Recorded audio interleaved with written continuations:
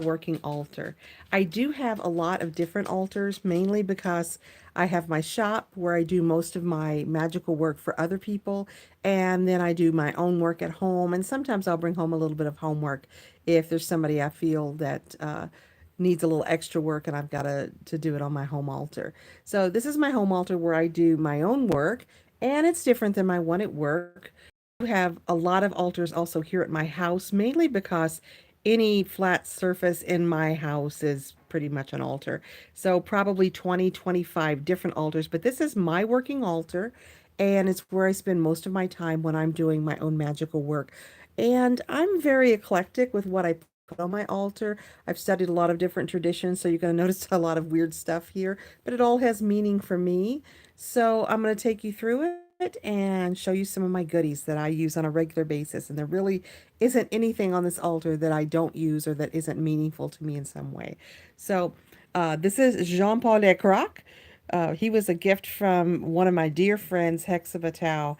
And so he lives here on my altar to give good luck and also to oversee things because he's kind of the bouncer for the altar. And this is just a little kind of solo goddess statue that I enjoy very much. This is my collection of wasp nest pieces, and I use that for when you need to put a little bit of sting into what you're doing. These are some of the feathers that I've collected, and this is a wand that was made for me by my friend True, who I absolutely adore.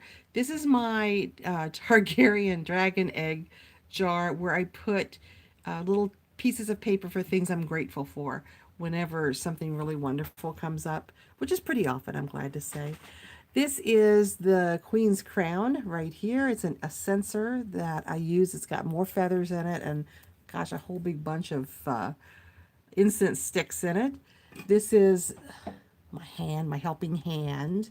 These little candy canes are offerings. This is my mirror, which you can see. Hi, everybody. And I always believe that mirrors are important on your altar so that you look yourself in the eye, that you know that you're working in the light as far as your own light and your own truth and within your own integrity. This is some spell work that was from actually 2 Samhains ago that I'm still working on. I believe in the long game. This is my girl. This is Flaka. Hello, Flaka. She is my own patron saint, and whenever I'm doing my work here on the altar, she is the one to whom I appeal and go to. And the candy canes are offerings to her. That's my little Day of the Dead girl, and of course we got some bones up there and some alcohol for her scrying ball.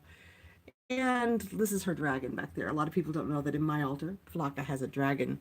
This is a Wish Come True Mojo bag that I like to use.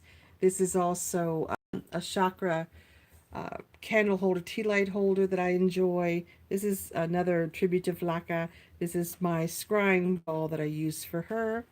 This is just some smudgy things. And over here we have a fortune hand. This is one of the palmistry hands, but I use it to draw in money. And there's my little good luck frog there. Over here, that's probably some dead things. What's that? Let's see. Yeah, more more wasp nest. This is a little bit of sweetgrass there that I enjoy. This is actually, this was my wedding ring for many years, and there's a whole story behind that wedding ring that would be longer than what this video needs to be. But I use this for love magic, as well as this bottle right here. And there's some Palo Santo and some sage as well. Up here, this is a chalice, and it's got a skull on it. More feathers. The feathers always show me the direction I'm supposed to take. This is a skull jar that's done in sequins, and it's got a hand of Buddha in it, a Buddha fruit. And then this is from Candlemas a long time ago. The little, gosh, see, I've been working all day and my brain is cross is what I'm trying to say. This is my personal cauldron. Up here we have my altar of dead things. And I've always said that the way that people die and leave their bodies to science, I have animals that die and leave their bodies to magic and will come up to my home in order to pass on. And so there's all kinds of, these are just little critters, little token critters. But in here are all of my little dead guys. And let's look what's in the box. Oh, that's Mr. Rat. The light on that's terrible. That's a rat skull. And in here we have, I believe that's the spider. Yep, that's the spider. I gotta be honest, I don't remember what's in this box. Ah, what did I put in there? Let's see. That is, oh, that's my bird skull. Bird skull. And then up here we have various little, that's an alligator foot right there. You can see it very well. Let me pull it out. So that little alligator foot. I actually have it in my shop.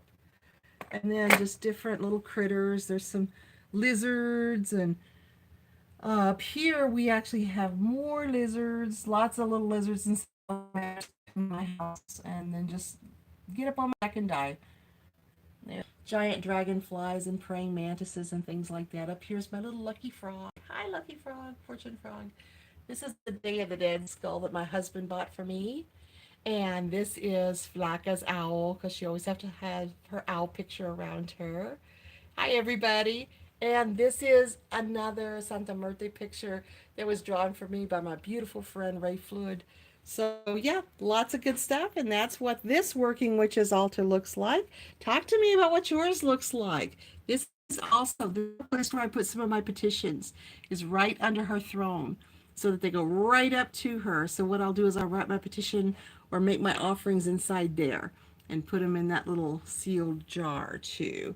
This is a very cool little kind of ashtray, I guess you would say. That's a little pentacle shape. It's metal. Got that at the thrift store, y'all. This is poor Jean Paul Croc. Check him out. He has got a giant brick of coal in his mouth, and he's very happy about it. And then, of course, you've got to have matches, because anytime that you light your smudge stick, you want to make sure you light it with matches to give it that spark of light, so it's not just coming from the sacred Bic like your candles. So anyway, that right there is my working altar. Oh, look, look, look. Here's an old jack. Here's a jack trick from a long, long time ago. How fun. So that's my altar. I hope you guys enjoyed a little tour through my personal magical space. And I hope you're doing amazing, wonderful, magical things. Thanks for being here. And I look forward to hearing from you in the comments. Bye-bye.